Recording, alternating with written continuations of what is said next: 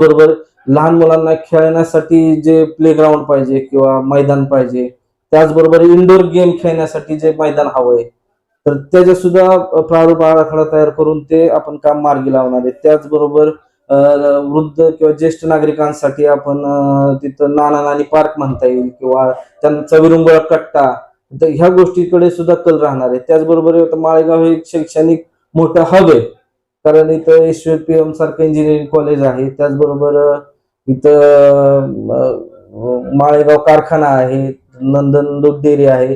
तर या ठिकाणच्या सर्व वाड्या वस्त्यावरच्या लोकांसाठी हे माळेगाव हे प्रमुख केंद्र आहे. मग त्याच्या अंतर्गत आपल्याला मोठ्या मुलांसाठी जे बाबा UPSC MPSC ची तयारी करतायत, तर त्या मुलांसाठी आपल्याला तिथं सुशोभित अद्ययावत असं ग्रंथालय आपल्याला उभारायचं आहे आणि त्या तोडीस तोड ग्रंथालय तिथं उभा करायचं आहे.